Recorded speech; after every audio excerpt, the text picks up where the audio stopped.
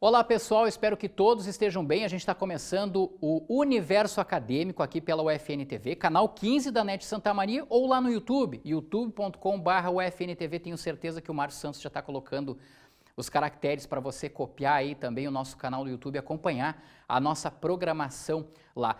Programa de hoje com dois assuntos bem importantes. Olha, um deles, imposto de renda. Já está aberto o período para declaração. A gente vai falar, vai tentar tirar dúvidas, né, de quem ainda tem dúvidas a respeito do imposto de renda. Mas o nosso primeiro assunto de hoje remete ainda ao universo acadêmico que foi ao ar na edição passada, ainda lá na quinta-feira. E sabe sobre o que é? Olha só essas imagens aqui na tela que a gente vai mostrar agora para vocês, ó. Doação de sangue, é o trote solidário do curso de biomedicina aqui da Universidade Franciscana. Vocês lembram que a gente convidou as pessoas, né, quem quisesse, para agendar no Hemocentro e que o trote solidário do curso de biomedicina seria exatamente dessa forma aí, ó, doando sangue? Pois o pessoal na sexta e no sábado, muita gente compareceu lá no Hemocentro Regional de Santa Maria, fez a doação de sangue. Para ser mais preciso, mais exato, 17 pessoas agendaram e estiveram por lá. A gente está vendo aí os alunos, professores. Pais de alunos também participaram da iniciativa e agora, ao longo desta semana, né, desta penúltima semana de março, a gente vai ter então mais doadores, pelo menos 20 pessoas estão agendadas para fazer a doação e participar também do trote solidário, doação que pode ser feita no Hemocentro Regional de Santa Maria e que foi uma iniciativa do curso de biomedicina aqui da Universidade Franciscana. Parabéns para todos os envolvidos, alunos, professores, pais que participaram também da campanha. Muito legal mesmo e tomara que isso, né, ajude e faça com que outras pessoas também se conscientizem. Pessoal, a gente está no mês de março já, se encaminhando para o final de março, vamos entrar daqui a pouco em abril, né? E nesse período do ano é muito comum as pessoas, né, terem uma preocupação, enfim, elas precisam, na verdade, ficarem atentas a exatamente o imposto de renda. Pessoas físicas e pessoas jurídicas precisam declarar desde que se encaixem, né, dentro daqueles valores lá, né, de rendimentos. E para tentar tirar dúvidas, para tentar justamente minimizar um pouco dessas dúvidas que muitas pessoas têm, embora isso ocorra todo ano, né, a gente vai conversar com 3 convidados aqui no Universo Acadêmico de hoje. Começo apresentando eles aqui na tela. Nós temos o Araquém Ferreira Brum, que é delegado da Receita Federal aqui em Santa Maria. Muito obrigado pela sua participação, pela sua presença aqui no programa Universo Acadêmico. O Paulo Comaceto, que é vice-presidente de fiscalização do Conselho Regional de Contabilidade aqui do Rio Grande do Sul, o CRCRS. E também a professora Lisiane Oliveira, que é do curso de Ciências Contábeis, mas ela coordena o Núcleo de Apoio Contábil e Fiscal, o NAF, que é uma parceria entre a Receita Federal e o curso de Ciências Contábeis aqui da Universidade Franciscana. Dou as boas-vindas para todos vocês, para o delegado Araquém mais uma vez, e começo perguntando para o delegado Araquém. Delegado Araquém, tem que declarar o imposto de renda, né? Quem teve rendimentos tributáveis aí iguais ou superiores a R$ 28.559,70 ao longo do ano de 2020, o que dá mais ou menos uma média aí, delegado, de R$ 2.379 por mês de faturamento, enfim, de recebimento. Essas pessoas, elas precisam declarar o imposto de renda. Seja bem-vindo.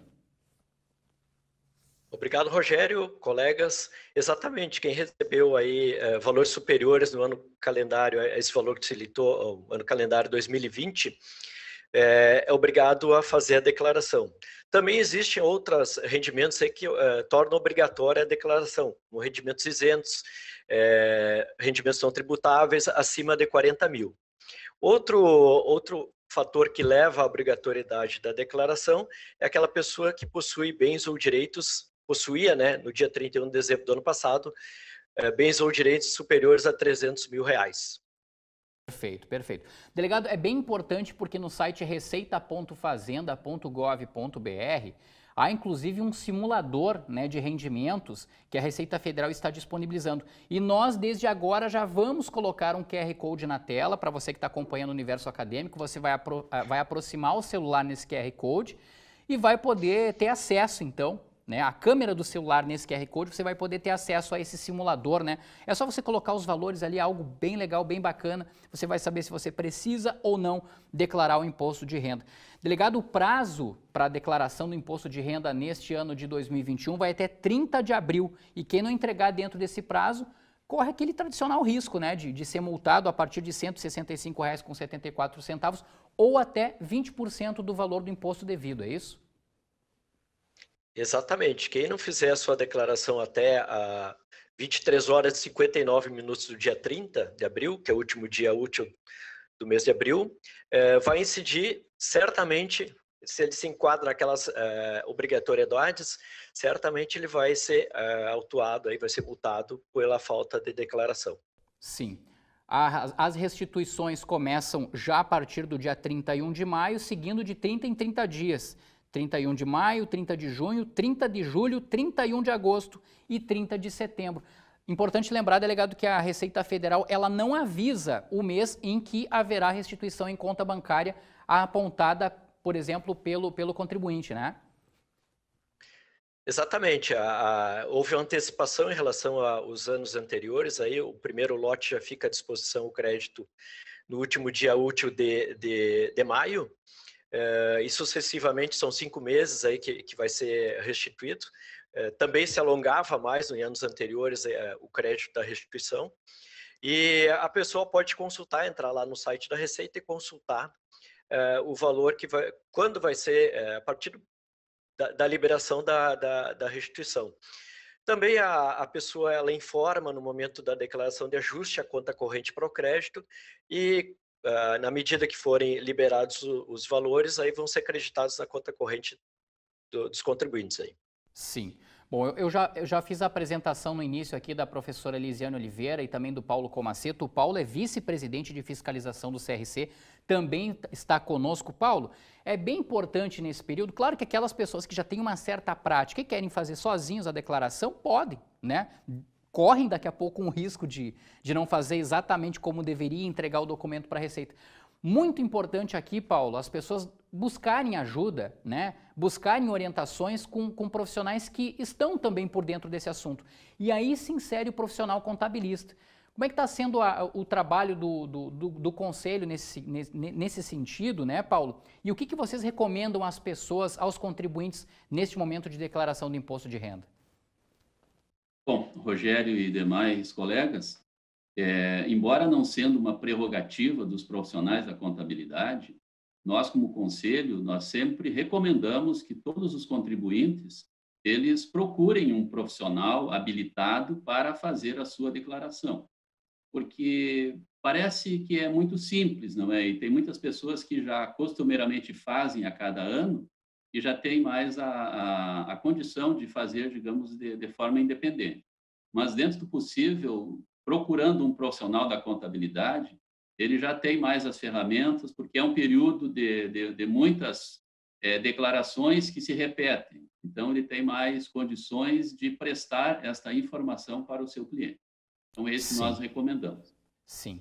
A gente sabe que toda aquela papelada que existia lá nos anos 80, nos anos 90, início dos anos 2000, isso já não é mais necessário, tudo de forma eletrônica agora, Paulo, isso de certa forma dinamizou bastante. Um dado interessante, aliás, uma informação importante que a gente gosta sempre de repassar é que aquelas pessoas que têm direito à restituição do imposto de renda podem fazer doações a entidades assistenciais. Eu gostaria que você falasse um pouquinho disso, de que forma isso pode ocorrer por meio da declaração do imposto de renda.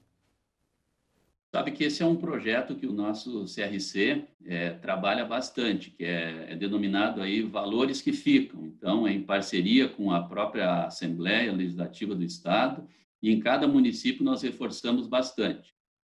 Como é que é calculado? Então, no período da declaração de ajuste, que agora que vai até 30 de abril, os contribuintes podem destinar até 3% para o Fundo do Idoso e mais 3% para o Fundo Criança. Então, isso pode chegar a um total de 6%. Isso é calculado em cima do imposto devido. Pode ser que o contribuinte não tenha imposto a recolher e mesmo ele pode ter imposto a restituir. A base para cálculo deste valor é o valor do imposto devido. Isso tem uma própria ficha no programa, no sistema, que calcula automaticamente esses valores.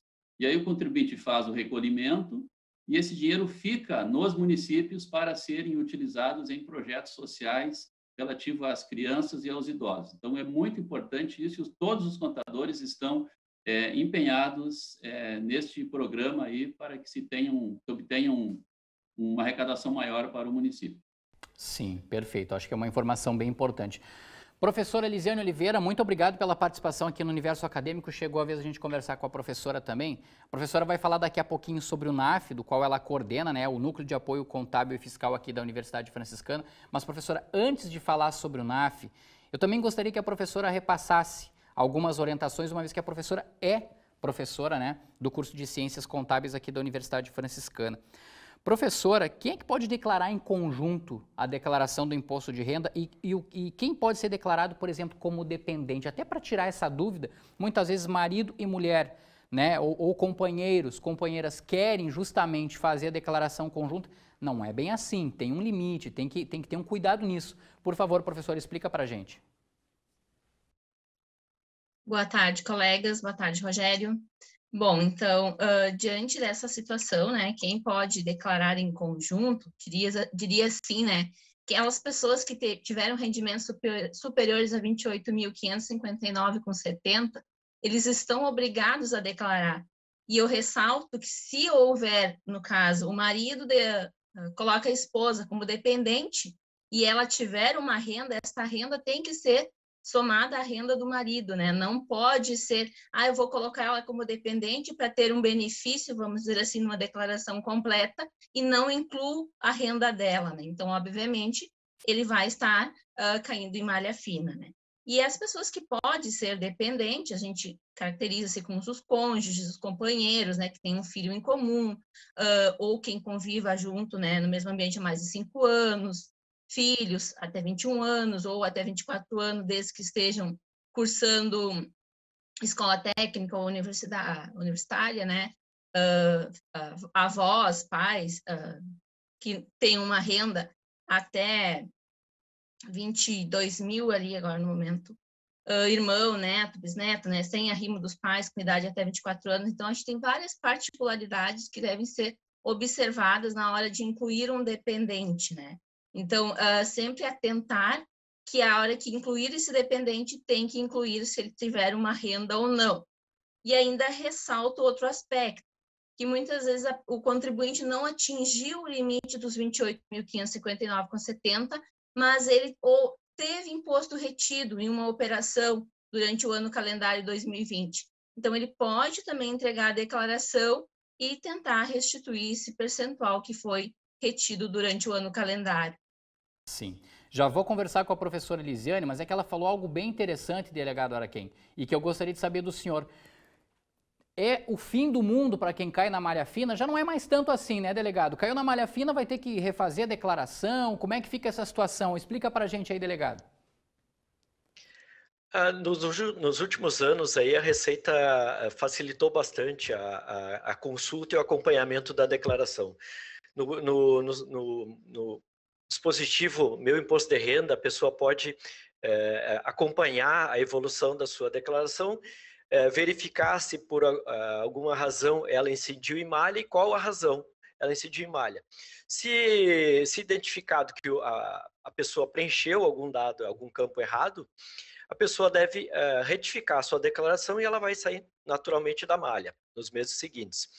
Ou, por outro lado, se houve alguma fonte pagadora errou alguma informação sobre ela, aí tem que procurar essa fonte pagadora ou esperar ser chamada pelo nosso pessoal da malha aqui e comprovar que realmente aquela malha incidiu incorretamente. Sim.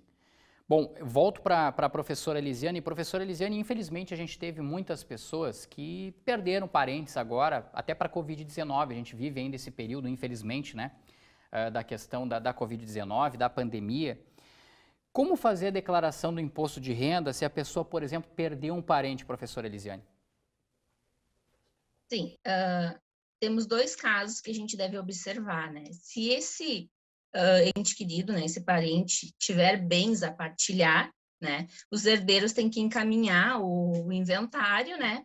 E posterior faz a declaração de espólio, né? Onde nessa declaração ele vai informar, né, a divisão desses bens, né, aos seus herdeiros, sendo que um é o responsável, que a gente chama ele de inventariante, que ele deve informar ali o número do inventário, a data de óbito, todas as informações. Caso contrário, ele não tenha bens a partilhar, né, esse herdeiro, né, ele deve mandar a certidão de óbito para a Receita Federal, né? Ele deve encaminhar essa certidão de óbito para o e-mail atendimento.rfb.10@rfb.gov.br, que é o e-mail aqui da nossa Delegacia de Santa Maria. Perfeito, perfeito. Paulo, quero colocar você também nessa nossa conversa, como você já estava falando antes. Quem recebeu o auxílio emergencial, Paulo, também vai ter que declarar, né? A pessoa vai ter que colocar, acredito que esse valor do auxílio emergencial junto aos valores de rendimentos tributáveis. Explica um pouco para a gente aí, porque tem muita gente que está nos acompanhando pelo youtube.com/UFNTV e certamente estão em dúvida sobre isso. Bom, isso é uma das novidades, não é? Inclusive que está nas obrigações. O Araquém já citava ali alguma das obrigatoriedades de entregar a declaração de ajuste. Este é mais um dos itens que obriga o contribuinte a entregar. Então, quem recebeu no ano de 2020 rendimentos tributáveis e somados com o auxílio emergencial atingirem R$ 22.847,76, passa a ficar obrigado a entregar a sua declaração. E um fato importante aqui. Por quê? Porque quem recebeu acima deste valor teoricamente não teria direito ao auxílio emergencial.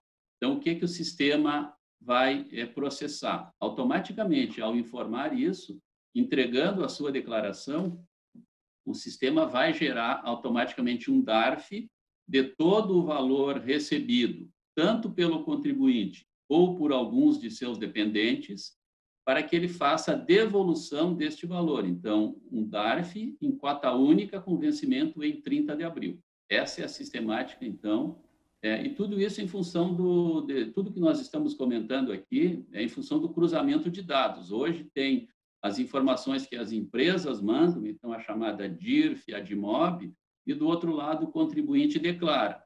No cruzamento dessas informações, se der alguma inconsistência, é o que cai na chamada malha. E esse caso aqui, chegamos a essa conclusão que é isso também. Sim, então tem que ter um detalhe bem importante. Aqui já não vale, evidentemente, o valor lá que a gente havia referido no início, né, de R$ 28.559. Na verdade, quem recebeu esse valor por ano, na verdade, nem teria direito ao auxílio emergencial, né? A explicação já é essa. Agora, delegado Araquém, outra novidade no imposto de renda para 2021, aliás, para 2020, né, ano base 2020, é justamente a questão das criptomoedas, os criptoativos que se chamam, né? O Bitcoin é o mais conhecido deles, que é um dinheiro eletrônico, inclusive, se não estou enganado, pelo menos até semana passada, era o que tinha o maior valor aí, né, dentro das apostas, enfim, dentro dos valores em relação ao dólar. Isso também precisa ser declarado a partir desse ano ou já era em anos anteriores, delegado? Na verdade, já era em anos anteriores, só que não existia um campo específico para a informação. Agora foram divididos em 3 campos, ali conforme o tipo de criptoativo que a pessoa dispõe, né, detém. E isso foram criados, então, esses 3 códigos para informação que antigamente, nas declarações anteriores, entrava no outros, situação outras, que é a mais genérica possível. Agora ficou mais específico. E retomando em relação ao assunto anterior aí do auxílio emergencial, é sempre importante lembrar que não é só do titular, é de seus dependentes também que estão sendo inclusos na declaração. Então, se algum dependente informado na declaração recebeu, vai haver o cruzamento lá com o Ministério da Cidadania e já vai, de pronto, retornar o DARF para fazer o recolhimento até o final de abril. Sim, sobre essa questão de cruzamento de dados, delegado, eu até ia lhe perguntar isso, relacionado à questão dos próprios criptoativos, né? Quem daqui a pouco se fazer de esquecido, delegado, os dados da Receita Federal vão acabar sendo cruzados ali, né? Haverá uma verificação, não vai ter como escapar daqui a pouco de um imposto devido ou até mesmo de uma exigência para declarar esses valores, né? Nessa situação já é um cruzamento, eu diria até online, né? Porque já faz o cruzamento do momento do envio e já se identifica lá que houve um pagamento para esse titular ou para algum dependente, informado no momento da declaração que está sendo entregue, e já se identifica essa situação e já gera o valor a ser devolvido através de DARF, ou, num segundo momento, direto lá no portal da cidadania, lá do Ministério da Cidadania, tem toda uma descrição lá e as orientações para a pessoa que teve algum problema quanto ao benefício, se essa pessoa entende, assim, não recebeu, alguém recebeu por essa pessoa, então tem todas as orientações direto lá no Ministério da Cidadania. Sim. Professora Elisiane, agora eu quero retomar o assunto em relação ao NAF, o Núcleo de Apoio Contábil e Fiscal, professora. O NAF está atuando ainda mesmo com essa questão da pandemia? Como é que ficou o trabalho dele? É uma parceria entre a Receita Federal aqui de Santa Maria e a Universidade Franciscana por meio do curso de Ciências Contábeis. Já vai para 3, 4 anos, se não estou enganado aí, professora, já é um bom tempo. Como é que está sendo o trabalho do NAF agora? Ele vai auxiliar, por exemplo, as pessoas a fazer a declaração do imposto de renda? Sim, Rogério, nós estamos, né, com uma parceria com a Receita Federal desde 2017, então estamos aí há 4 anos, vamos dizer assim, né, estamos atendendo, realizando as declarações, né, assim como outros serviços, porém, neste momento de pandemia, né, desde o dia 24 de março do ano passado, nós estamos atendendo por meio do WhatsApp, né? Ressalto que somente através de mensagem no WhatsApp que a gente consegue ter o contato com o contribuinte. O nosso número, né, é 55999815936. Não estamos atendendo ligações porque realmente a demanda está bem grande, então, e a gente consegue ter um melhor contato, uma melhor conversa com o contribuinte através de mensagens, né? Então, logo passe esse momento, voltamos a atender presencialmente, né, ali no prédio 8, na sala 213, nas segundas e quintas-feiras, das 17 às 20 horas. Claro que neste momento de pandemia, como é atendimento pelo NAF, às vezes nós acabamos saindo deste horário para atender um contribuinte, né, e os alunos fazem toda essa prestação de serviço. Ressalto também que não somente serviços relacionados ao imposto de renda, mas também nesta época, a gente tem outras informações para entregar para o fisco, né? Por exemplo, declaração do MEI, emissão de guias DAS, né? Regularização de CPF. Sabemos que o ano passado, né, vários contribuintes nos procuraram porque não haviam entregue a declaração do imposto de renda do exercício 2019.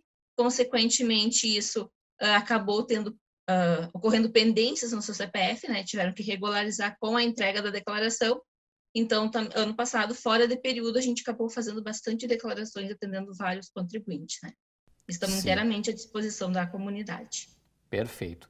O número vai aparecer de novo na tela, para quem precisar fazer contato, então, com o NAF. É um atendimento realizado, então, por estudantes com supervisão de professores. Delegado Araquém, essa parceria da Receita Federal com a Universidade Franciscana a partir do NAF, o quanto é importante até para a conscientização das pessoas, para a ajuda da comunidade, para a ajuda das pessoas em relação a todas essas declarações que envolvem o fisco, enfim, que envolvem a Receita Federal? Isso é muito importante. Até faço questão de fazer um elogio para o NAF aqui da UFN, né, da Universidade Franciscana, porque a maioria dos NAFs não faz declaração, e o nosso NAF aqui do UFN está fazendo declaração, que facilita bastante. Via de regra, são declarações, diria assim, um pouco mais simples, que também não concorre com os profissionais da área contábil. Aí, até acho que a própria classe contábil vê com bons olhos esse tipo de apoio, que é mais um serviço de assistência social mesmo, realmente. Sim. Paulo, era isso que eu ia perguntar para você.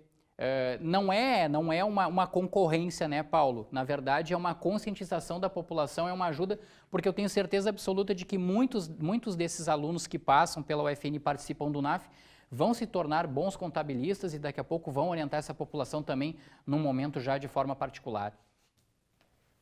Inclusive, é um projeto que tem o apoio do CRC também. Então, os NAFs, onde eles estão instalados, ele tem parceria do CRC e da Receita Federal, e ele serve exatamente para isso, para incentivar o contribuinte e para proporcionar ao aluno que pratique também o exercício da entrega da declaração. Então, como bem citado aqui pelo Araquém, normalmente são as declarações mais simples, vamos dizer assim, com uma única fonte de renda, que não possui muitos bens, que daí não vai, inclusive, competir também com os profissionais da contabilidade.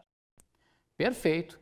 Quero agradecer a participação de vocês três aqui no programa Universo Acadêmico, o delegado Araquém Ferreira Brum, da Receita Federal aqui em Santa Maria, o Paulo Comaceto, que é vice-presidente de fiscalização do CRC, o Conselho Regional de Contabilidade do Rio Grande do Sul, e também a professora Lisiane Alves de Oliveira, coordenadora do Núcleo de Apoio Contábil Fiscal UNAF, né? Uma parceria entre a Receita Federal e a Universidade Franciscana, ela que também é professora do curso de Ciências Contábeis aqui da UFN. Pessoal, muito obrigado, um bom trabalho para vocês aí, obrigado por esses esclarecimentos.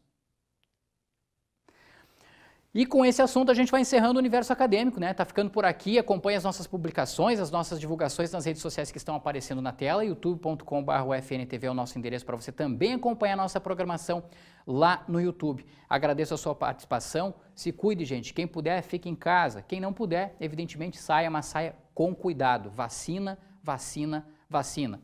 Um abraço a todos, tchau!